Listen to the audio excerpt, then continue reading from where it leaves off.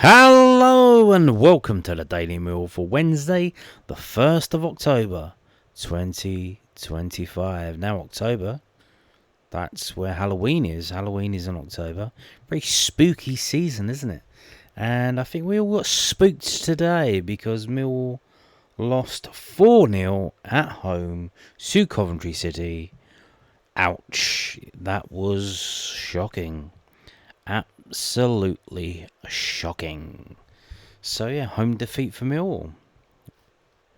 I think going forward it feels like that's going to be just a copy and paste going forward into the season. Home defeat for Millwall. Home defeat for Millwall. Home defeat for Millwall. Millwall were beaten like a dog 4-0 by Coventry City at the Den in the Sky Bet Championship on Wednesday night. Haji Wright's double plus Ellis Sims and Kane Kessler-Hayden's second half goals were enough to condemn the Lions to a home defeat in SC16. Alex Neil was able to recall Billy Mitchell, Luke Condell and Mihailo Ivanovic to the starting 11 for the visit of the Sky Blues, whilst Wes Harding was also handed a start at right back. Femi Aziz, meanwhile, was named among the substitutes. Joe Bryan won back possession on the halfway line just 5 minutes in and Mitchell carried the ball forward. The midfielder fed Camille Negley, but his cross was too close to Carl Rushworth, who claimed in the Coventry goal. At the other end, dangerous crosses into the box had to be dealt with by the Mill defence before a corner kick to the back post was bundled wide by Brandon Thomas Asante. Yeah, we got lucky with that one. Adomio Maka's run down the left and cross on 18 minutes saw the ball make its way to the back post, but Harding opted to pull the ball back rather than striking a goal, causing the attack to come to an abrupt end. Just moments later, Victor Torp looked to batter his way through to the goal, firstly finding Mill defenders throwing themselves in front of an effort before his follow-up went wide. Negley's cross was just too tall for Condell in the 6-yard box at the midway point of the half, with Torp's free kick nestling in the grasp of Stephen Bender shortly after. On 29 minutes, however, a mistake in the Lions' backline was to lead to a goal as Thomas Asante stole possession and squared to Wright, who had the easiest task to tap home from yards out. Smart play from Mitchell prodded the ball forward to Negley inside the area, occurred 10 minutes before the break as the latter poked wide, but the Lions frustratingly went in at the break a goal behind. After some smart build-up play, Yamaku's cross agonisingly rolled across the face of goal at the resumption of the second half, with no Mill man able to tap the ball in for the equaliser.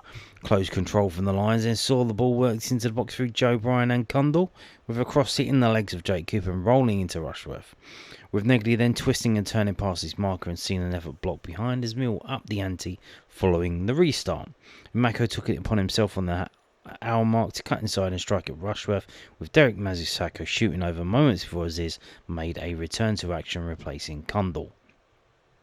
Goal scorer Wright and Tutsuhiro Sakamoto combined well on 64 minutes to give the Sky Blues a chance that Cooper had to block behind. But on 66 minutes it was 2-0 as an inch-perfect cross allowed Wright a free header which he buried past Bender. Aziz's left-foot curler went over as the Lions looked to respond before Mitchell's driving run then teed up Ivanovic, who struck over. Ryan Leonard, Will Smallbone and Macaulay Langstaff were thrown in place of Mitchell, Amaku and Harding with a little over 15 minutes to play, with the next opportunity going Mill's way as Negley fired wide. The game was over as a contest on 82 minutes though, as substitute Sims took advantage of slacked Lions defending to nod home from mere yards. Well, that's not telling the whole story, that sentence there. There were two chances for Millwall to score following that, but a combination of Rushworth tipping Negley's shot onto the post and deflections taking the ball away from the goal prevented the Lions from scoring, something Coventry did again on 88 minutes as Kessler-Hayden found the net. So yeah, again, no team. Where's the team? No team? Shall I refresh it? Maybe I should refresh it, see if it loads. This is from millfc.co.uk, the official match report. And again, no team. Joy. Fantastic. So, here's the thing. Everyone's losing their shit over this result, and it's understandable, Our home form is atrocious, but we have played the two teams at the top of the table, the two teams that are unbeaten so far after 8 games in the division, both at home, and both heavy defeats where we looked really bad.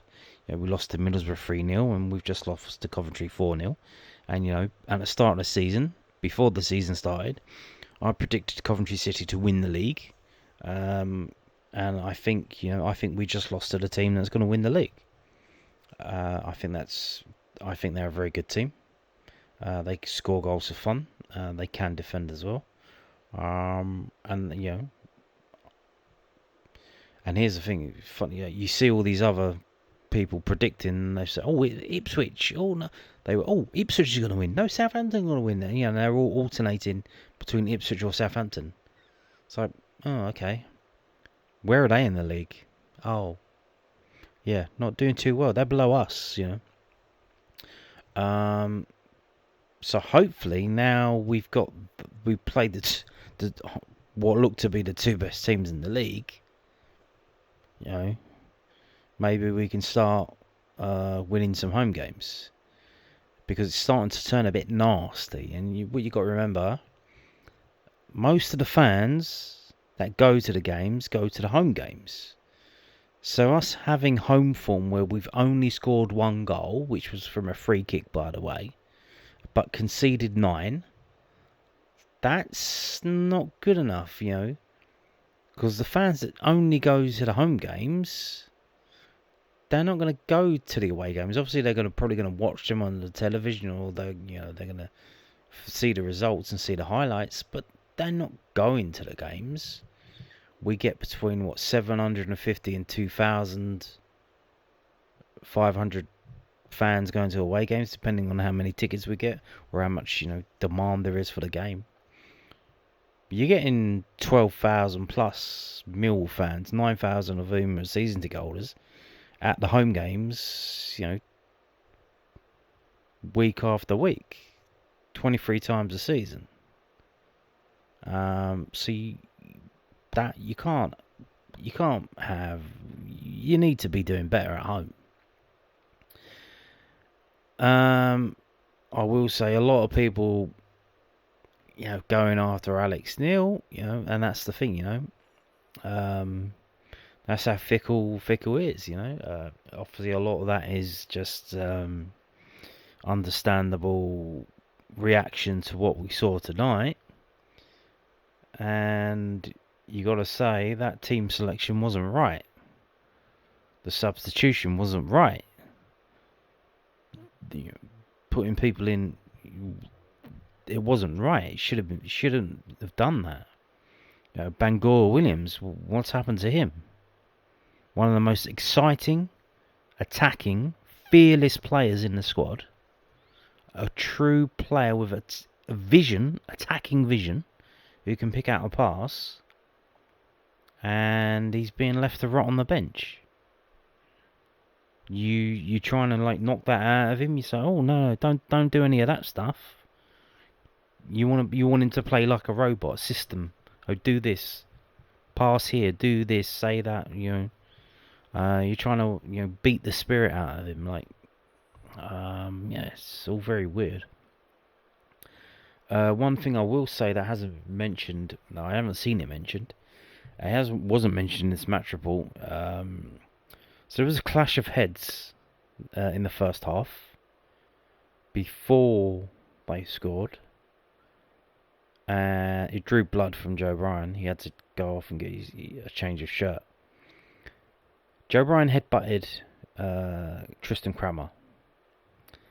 And I think that contributed to Tristan Kramer's awful performance today. He made a mistake for the first goal. He was ball watching for the second goal. And genuinely, just kind of poor. But, here's the thing. You should have seen after the way he was playing, and you should have taken him off. Because he's not, to be fair, If I don't know, I'm speculating, but if he wasn't feeling right in himself after getting headbutted, he should have stuck his hand up and said, "Boss, I'm not feeling too good after the head clash. I think you should probably take me out." Yeah, you got to step up and you got to do what's right, because you've just had an absolute stinker of a fucking game, and you've let all of the other players down. So if you wasn't feeling right after the clash of heads, you should have told someone, and you should have taken yourself out of the game. Obviously, he's not going to do that because the reason why he's such a good player is competitive. And we've seen this before. A couple of seasons ago, Bart broke a couple of fingers in his hand, and no one fucking knew about it. Even the manager didn't know about it because he covered it up because he's wearing gloves all the time. Which probably a bit weird when he was in the bar after the game, we're still wearing his gloves, but maybe someone should have figured that out. But so yeah, he had an absolute stinker. The thing with the third goal, where I said that doesn't tell the whole story. So what was it? So Cross comes in, Bender comes out, past probably near the penalty, so 12 yards out. I don't know if he called for it, but then Cooper doesn't challenge Ellis Sims. Ellis Sims heads it, goes over to the guy on the side. The guy on the side heads it towards goal. It hits the top of the crossbar, but it is in. It looked like, is that out? No, it was in. And then it just drops down to Ellis Sims, and he heads it into the goal from like 2 yards out. So who you blaming for that? You're blaming Bender. You're blaming Cooper. Like who are we blaming here? So yeah, but a lot of people and we were very unlucky up front as well. We did have our chances, but again, Ivanovic cannot play up front on his own. He cannot do it. He tried doing it last season and he was dog shit. They had to put another player up there with him. Then he starts scoring goals. So does Coburn. You play him up front on his own, you might as well put a fucking scarecrow up there. Probably the scarecrow would probably be offside less often. He can't do it. He cannot do it. And Coburn was missing from the squad today. Obviously, we don't have a team in this official match report, which is kind of unusual. So I don't know why they've done that. But I can tell you the team because I'll get it up on my phone and I will tell it to you. So where are we at? So Mill's lineup was Bender, Bryan, Cooper, Crammer, Wes Harding, Billy Mitchell, Derek Mazusaku, Emaku, Condal, Negley and Ivanovic. So we're playing 4-2-3-1. The subs that got made were Condal on for Aziz in 64th minute. And again, we're losing. We're not playing well. And you're thinking like, where's the subs? When are you going to make the changes? What's happening? And he makes the one change, which is clearly a pre-programmed change, because you've got Condal coming back from injury and you've got Aziz coming back from injury. So you're doing pre-programmed substitutions rather than responding to the shit that you're watching. And then 3 other substitutions. Billy Mitchell on for Will Smallbone, Emaku on for Langstaff, and Wes Harding.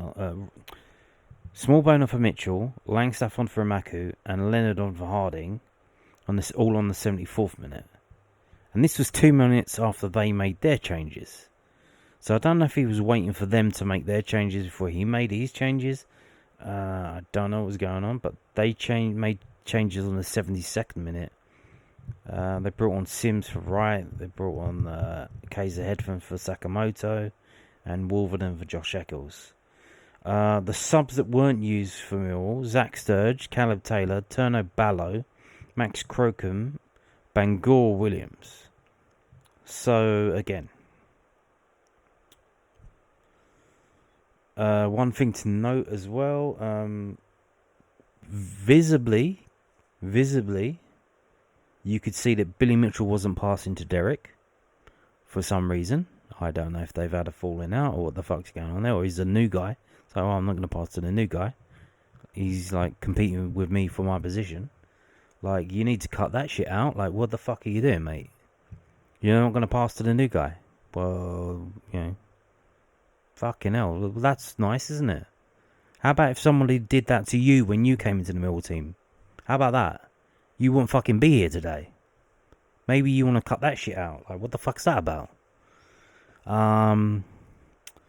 What else?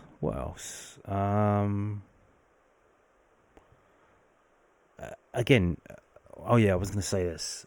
So, arguably, one of our best performances of the season was away at Crystal Palace, and we changed formation. And one of the reasons why he's saying, after the game, Alex Neil said, we changed the formation. The reason why we did that, because we had these players who were available. We had to make the best situation for the players that were available. So rather than fitting square pegs in round holes, we do a formation that's best for them. This 4-2-3-1 is not working. Like, it's not working.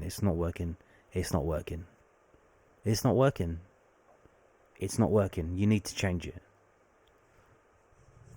Don't go like, we're bringing like these players in, like Kundal and that. Kundal had an okay game, as well as it could be. I mean, the thing is, like, most of the players up front had their moments. It's just, it wasn't really connecting.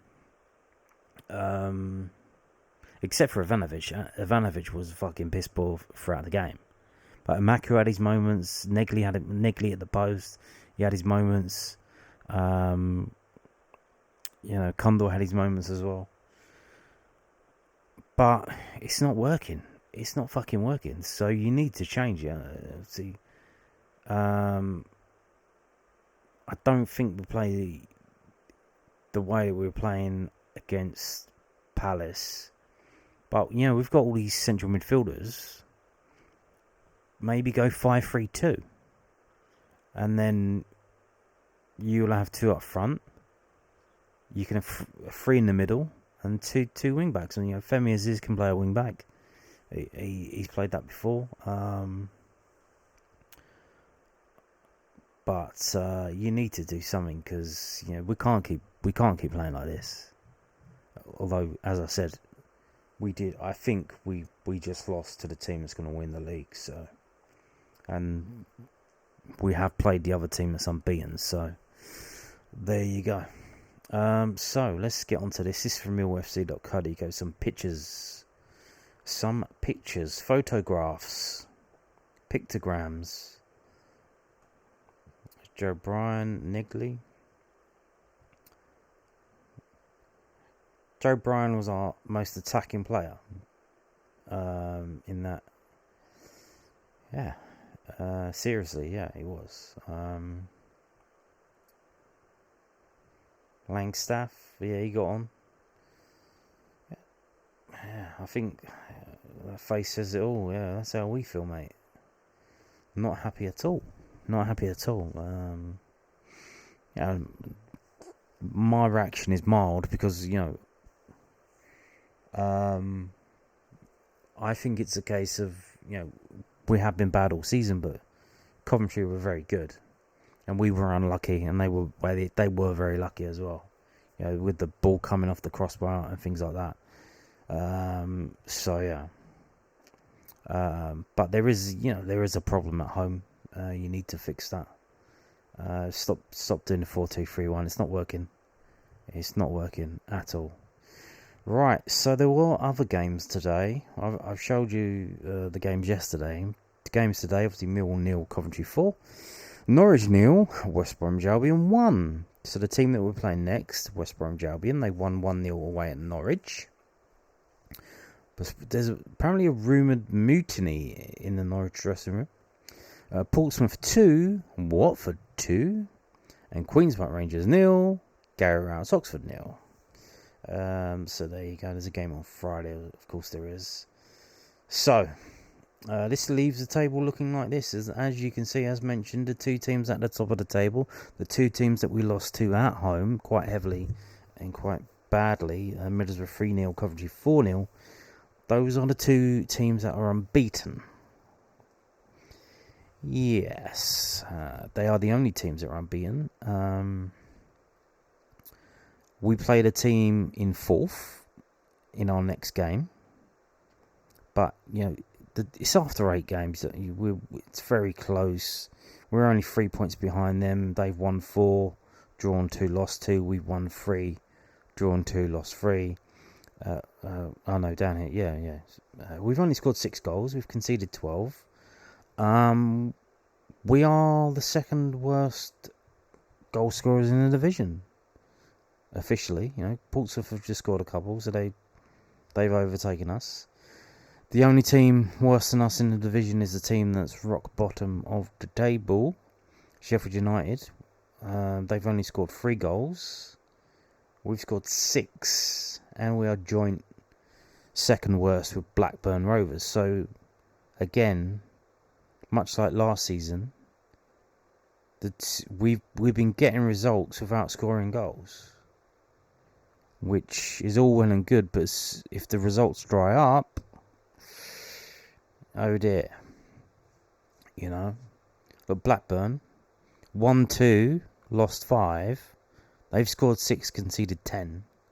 We've scored 6, conceded 12, but that's got us 3 wins and 2 draws. So yeah. Well, to be fair, if you look at the graphic, 2 defeats in 6 league games doesn't look that bad. Right? We lost to Wrexham and we lost to Coventry.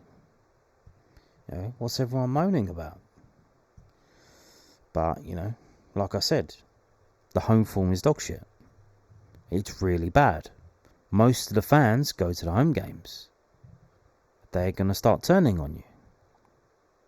And you're going to have a split person. You're going to have split contesting amongst the fans, because the ones that go to the away games are going to be happy because they went to a game and saw a decent result and maybe a win.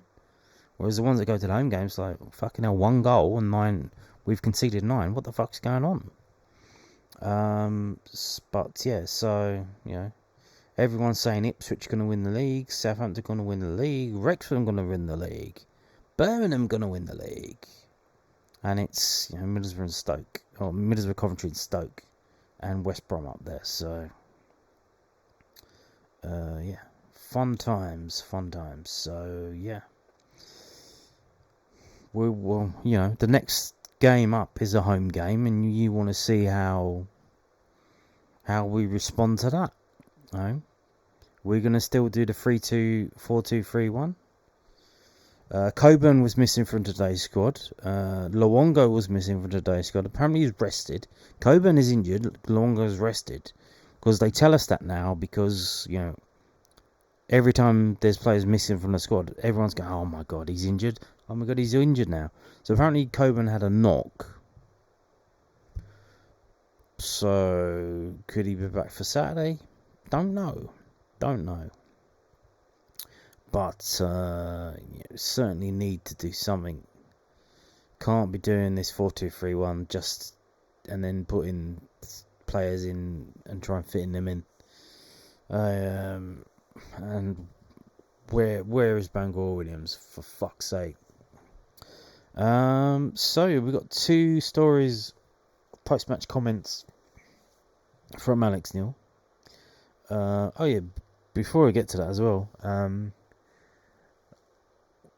was quite shocking at half time. So at half time, you're watching the players, the subs warming up on the pitch, and then you got Max Crocombe doing slide tackles on, because they do the thing where they piggy in the middle, or whatever they call it. Someone goes in the middle and all the other players pass it around them, and the one in the middle has to get the ball. He's doing fucking slide tackles on the players. So, bro, no wonder you got injured in the warm-up.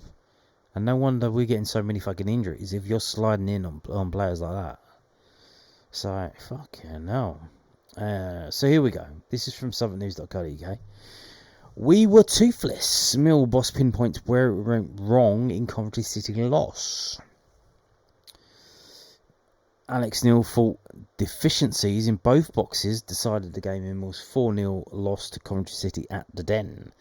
The Lions consistently got into promising areas of the pitch but failed to capitalise on them, recording only 2 shots on target. I think it was 3 actually, while Coventry scored with 4 out of their 5 shots on target. Again, time to change the keeper. Jensen is back training. I doubt we'll see him this month, but maybe in November. Will he be back? And if not, do you drop in Crocombe or what do you do? I don't know. The Sky Blues took the lead through. Yeah, we know all that. Don't make me read all this out again, please. Both boxes decided the game for me. I thought that we had as many opportunities as probably Coventry did. We weren't clinical enough. By the way, the first goal obviously affects the game. We make a mistake and they managed to then go and capitalise. And you could see after that, there were a few misplaced passes, probably the next 2-3 minutes after that. And you could see that it certainly rattled us a little bit. We started the second half really well. We had a couple of opportunities to get the next goal and it didn't take any of them.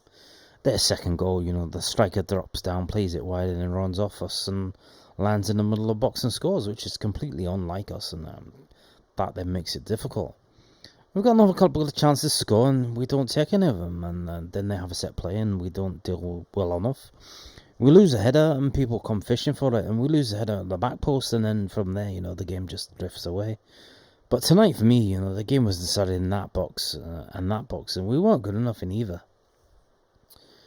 Coventry profited of defensive mishaps for several of their goals. Tristan Cranmer was caught in possession for the first. Wright was not adequately marked for the second. They were ball watching. And Millwall lost several headers from a set piece for the third. Asked by News at Den what he made of the defensive mistakes, Neil said, it's difficult. I'll need to watch it back. But what I felt was, I thought we played some good stuff between both boxes to try and create opportunities to score. But when we got there, we were toothless, by the way. And we didn't feel as if we were going to put the ball in the back of the net. Whereas I didn't think they had as much control in the game as we did. But when they got into the final third, they looked threatening. And that was the difference in the game. Yeah, they're 2-0 up. 10 minutes to go. And they're still bombing forward. Because obviously they made the attacking changes. And it's 72nd minute. So obviously those players want to contribute and score. Yeah. But here's the thing. Again with Cranmer, he had the clash of heads. Clearly wasn't right. Whether he's going to say he is or not. If he says he is, it's not for him to say. You have to make the decision. So, here's the thing. You could have done the thing with the concussion sub. You could have gone to the referee and said, look, the lad, the clash of heads, he's got concussion. We think he's got concussion. We want to use the concussion sub to take him out. And you could have done that. And you wouldn't have had to lose a substitution. You could have done that. But didn't do it. And here's the thing, you're losing at half time. We're playing dog shit. And you don't make any changes. You wait until about 65 minutes to make a change, which is clearly a pre-programmed change because you're bringing players back from injury. And you still don't make any changes, and then you wait for them to make changes, and then you make your changes in about the 75th minute. And, this is the thing. This is what used to happen under Gary Rowett. Oh no, we can't make a change yet. We're losing and we're playing shit. We have to wait for the 65th minute. We have to wait for the 60th minute. Why? As soon as the second goal goes in, make the fucking change. Make the changes. What are you waiting for? You're waiting, maybe it's going to click. Maybe we're going to start suddenly not playing shit. Like, make the fucking changes already. What are you waiting for? Moving on to this, also from southernnews.co.uk, Alex Neil explains why Millwall lacked ruthlessness in final third in Coventry City defeat. Alex Neil explained why he thought Millwall lacked a cutting edge in the final third in their 4-0 loss to Coventry City. The Lions dominated possession against the Sky Blues. Well, there's your first problem. Anytime we have more possession than the opposition, we don't do well. Neil was asked by News at 10 to put his side's attacking woes in that game to a final. Neil was asked by News at 10 if he put his side's attacking woes in that game to a final ball issue. It's a final ball issue, final run issue, final combination, final strike. You can put it down to a whole host of things. We worked the ball really well to get into those points, and then, that last little bit, we know what our runs look like, we know what our quality should look like, and we didn't pick people out, and we didn't run under the ball at times, the cutback was on, and we didn't utilise it. Lack of quality, lack of detail, whatever you want to put it down to, or a combination of all of them. Well, here's the thing. Like I said, you play. Ivanovic is gone. He's signed a new contract. His head's gone. Whatever's gone on. I don't know what's gone on, but he can't play up front of his own. He was absolutely dog shit. So who the fuck are they supposed to deposit to? He's not doing anything. He's useless. So yeah. So that's it from the game. I'm sure we're going to have, a few more stuff tomorrow. Thankfully, we've got a game on Saturday. So by Friday, obviously Thursday we'll probably be talking about the Coventry game. But by Friday, we've got to start talking about the game on Saturday. So that's going to, wipe that out of the memory quite quickly, Not really going to stew on it. Hopefully we get changes on Saturday. Changing formation, changing personnel, whatever you need to do. So we'll see how we go. But we got other news today. We got this. millfc.co.uk. So Catherine Gale steps down as chair of Millwall Supporters Club. Now this is going to get weird, but bear with it. It's from millfc.co.uk, club's official website. Millwall Football Club would like to express its sincere gratitude to Catherine Gale, she's on the left, who has stepped down after 8 years as chair of the Millwall Supporters Club. Also departing from the Millwall Supporters Club is Michael Avery, who served as vice chair, along with Tom Gale and Jamal Hallen. Mill's managing director Mark Fairbrother said, Catherine has done an outstanding job as chair of the Millwall Supporters Club, and I've greatly valued the opportunity to work closely with her over the past year. It can be a thankless task at times, but Catherine's dedication and commitment over the past 8 years have ensured that the voices and ideas of supporters are heard, driving the club to enhance standards and improve the matchday experience. The dedication of all 4 department members, along with the continuing committee, was also demonstrated through the full funding from the MSC for the John Berylson Way signage and the Matija Sarkic Memorial.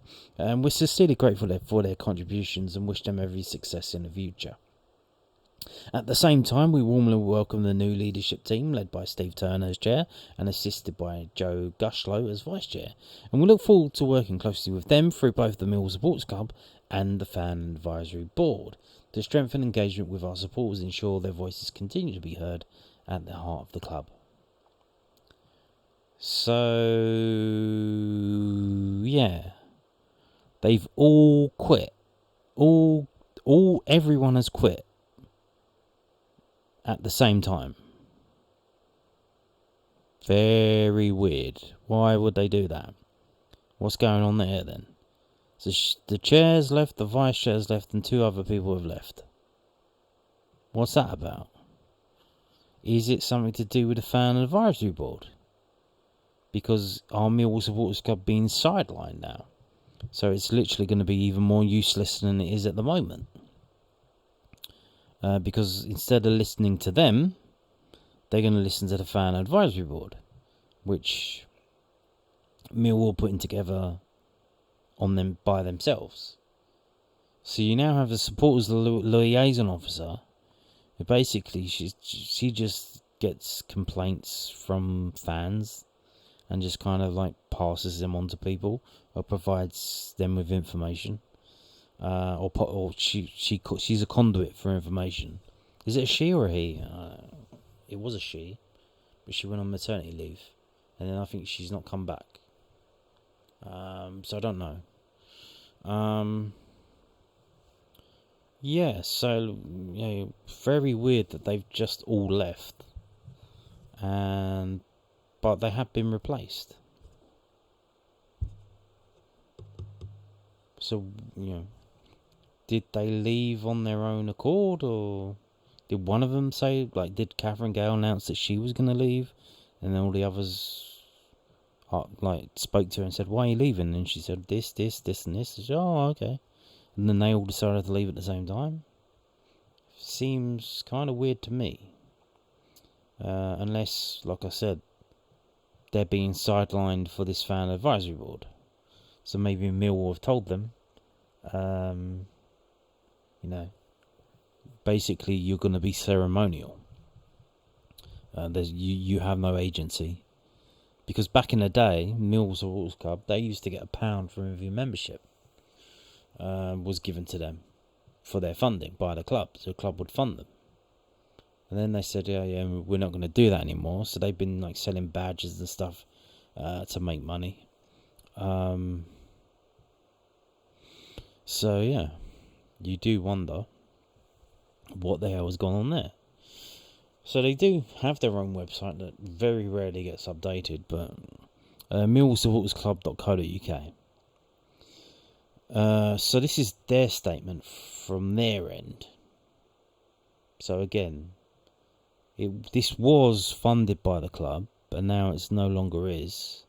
So they are independent, but as the season begins with a decent away record but still work to do at home, a host of new talent on the pitch and all to play for in the challenging championship, we've seen several changes within the Millwall Supporters Club Executive Committee too.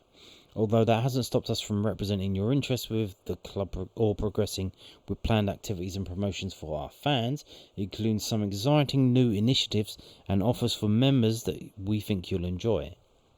Now here's the thing. Like I told you before, where you used to, £1 from the membership would go to them. Now it's separate. Your membership has nothing to do with Millwall Supporters Club anymore. If you're if you buy a membership card that for Millwall and you get your tickets loaded onto it, that has nothing to do with Millwall Supporters Club anymore. They sell their own membership separately now. So that's what they're talking about there. After 8 years as chair of the MSC, Catherine Gale has decided to step down and watch the season from the Dockers along with her son Tom Gale, who has recently been promoted to a head teacher role. We want to thank Catherine and Tom for their passion, commitment and determination to get things done in the club not known for moving quickly on certain matters. We also congratulate Tom on his new role and wish him all the best as he watches from the stands. So, he's been promoted, he's a head teacher now, a lot of work to do there. Maybe he doesn't have the time. He can't. So that's an explanation. So maybe if he's not going to be there, she doesn't want to be there. Because, mother and son, maybe they're working together. She thought, if he's not going to be here, I don't want to be here either. Despite recent changes within the club under Catherine's leadership, we address long-standing issues and re-engage with our fan base. We put forward several ideas on how to improve the matchday experience while rebuilding a relationship with the club. With the support of the late John Berylson and Steve Kavanagh as chief executive, the MSC funded the main gate signage, Millwall murals under the arches, and the memorial painting of Mizzy Sarkic. We are proud that our constructive feedback on behalf of the fans, along with our proposals to enhance the matchday food and drink options, increase the number of toilets in the fan zone, and, after many years, introduced shelving across the concourses, have been implemented by the club over the past few seasons. The relationship built between Catherine and the club has been continued, with James taking the helm in the boardroom. That's James Belson, and Mark Fairbrother replacing Steve as managing director. Catherine has added, it's been rewarding to have made a positive difference for the Mill fans here and around the world, encouraging the club to improve its facilities around the ground as well as the choice of food and drink, and it's been a good step forward. Helping individual fans with issues and difficulties will also always be important, and I hope that MSC will continue that work. A good relationship with all levels of club staff is also vital, and this has been achieved and will stand as a basis for the future. More importantly, marking the death of John Berylson as we did will remain one of the proudest achievements. We've asked Catherine if she would like a position as an ambassador for MSC and our fans, and we'll keep you informed on how this develops. Again, what does that mean? Ambassador for MSC. So is that she's still going to be the one talking to the club on behalf of the MSC? Is that what that means? We've also said farewell to Michael Avery, Vice Chair, and Jamal Allen, Community Engagement Lead, who have had to step down due to heavy work commitments, and in Michael's case, a young family demanding more of his time. So there you go. They've all got better things to do with their time now, so that's why they've gone. We thank them both for their fantastic contributions over many years and wish them all the best for the future. So, yeah, what you have, so, not to be crass, but Catherine Gale, she does look to be maybe a pensioner, or maybe just shy of pension age. So maybe she does have free time. But I think Tom Gale, Jamal Allen, Michael Avery, they're of an age where they're not quite, retired yet. So I imagine someone who's retired will have a lot more time to do this kind of thing. Where we go? Get back down there. We thank them for both their fantastic contributions over many years and wish them all the best for the future. So that's seems to be the situation. They've got other things to do, and they've all decided to leave. In light of these changes, several of us have taken on new roles for the season while encouraging you, our members, to get more involved. We aim to build a strong, diverse committee that can work together to promote our members' interests both within the club and within the wider football community. You may have recently seen an online survey from us on our social channels seeking your views on key issues. Please take some time to complete it if you'd like to get involved, have experience in a relative area, or simply wish to discuss an issue with the club. Please come and speak to us at the MSC store on Matchdays located in the fan zone. Finally, we are pleased to introduce the new roles of our committee members. Steve Turner, Chair and Football Supporters Association Liaison. So that's the FSA. That's another organisation. All of these things, the FSA is it's like the fan advisory, but for the whole country, really. Joe Gushlow, Vice Chair and Club Engagement. Jamie Cole, Fan and Community Engagement. Dave Lane, Joint Treasurer and Distance Overseas Fans. Wayne Stoneham, Joint Treasurer and Merchandiser. Claire Fruin, Media and Communications. And this is from Steve Turner, MSC Chairman. So it seems that, they've got work commitments and other stuff that's going to take up their time. So they've all decided to stop being involved, and they've all been replaced at the same time. But again, it's kind of weird, that the fan advisory board thing that the club are doing, which again,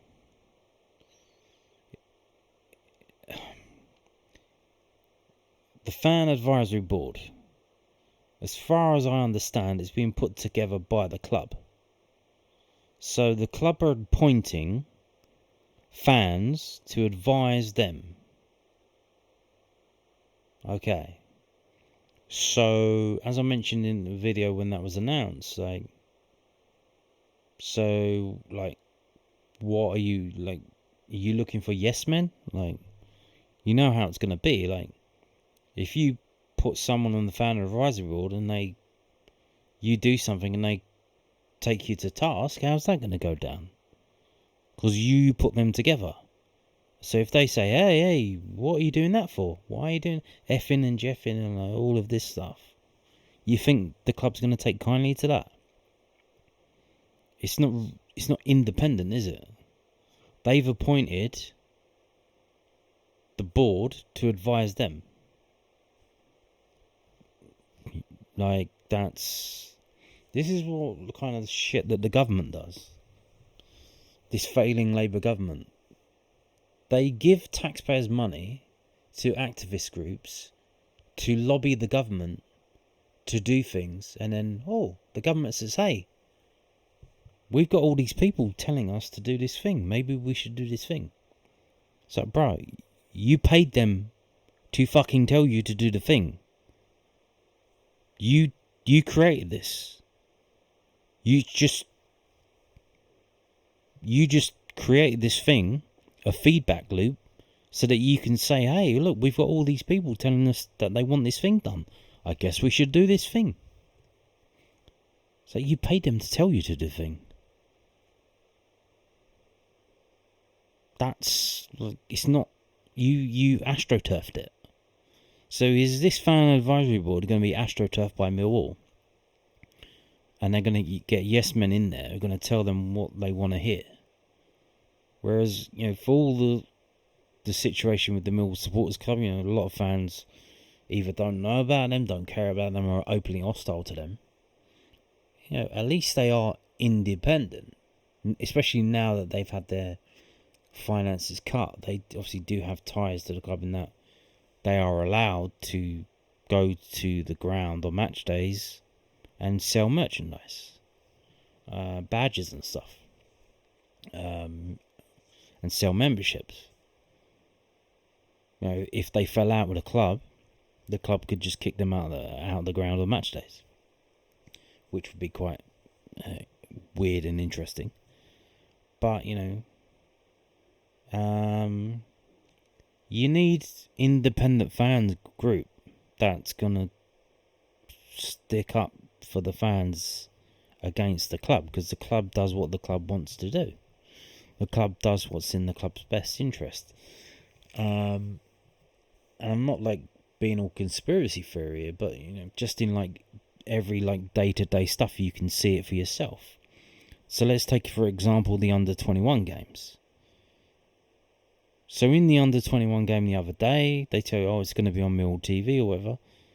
But there have been occasions where it's been known that the away team are going to put it on YouTube for free, but Millwall FC on their page tell you, the Millwall fan, if you want to follow the game, go to the Academy X page and we'll be posting live updates. Why don't you tell the fans of the team that might be interested in watching a game that if they go to the opposition's YouTube page, it'll be on there? Isn't that of interest to your fans? That they might want to watch that, something they might be interested in. But they don't want to tell you that because, oh my God, we'll be promoting someone else's stuff. So, yeah, but I'm a Millwall fan. I might want to watch that. That might have interest to me. If you're not going to show it, fair enough. But if you know the other people are going to show it, why don't you tell me? And that's the thing, I will tell you, because I'm independent from Millwall. And if you come to this channel, I gather the information and I'll let you know. I find all this stuff out and I'll let you know. I've been doing the planning stuff, the planning permissions and all that. Who else is doing that? There's no other Millwall channel doing that. Millwall ain't even doing that. Now, obviously, they're probably waiting to get all these things through. I think they've got probably another 5 or 6 conditions to go through. And it should be probably by the end of the year or early next year, they will let everyone know. They were going to be, we've started work on West Kingsdown, breaking the ground ceremony and all that shit. They'll probably do that. But, they're not telling you, this is what's going on with the West Kingsdown. People didn't even know it was still, there was things happening. They still don't know. If you watch this channel, you know. If you're a regular watching this channel, you'll know. Because I'm the only one telling people about it. Because, by the way, that's another thing. It's all well and good and having a website. But the fucking program, there's no program. Obviously, there is the independent one that's been done. But there's no official club program where this stuff could be published. And you go in, game after game, and you read the program and say, look, there's a little thing about the West Kingsdown training ground that they're doing. Oh, okay. But you don't get that now. So, yeah. So what was I talking about? Oh, yeah, we lost 4-0. We were dog shit, but I don't think it's as bad as everyone's making out. It was bad, but yeah, we were unlucky, and we just played the team that's going to win the league. And the Millwall Supporters Club committee have all resigned and been replaced. And again, fan advisory board that's appointed by Millwall.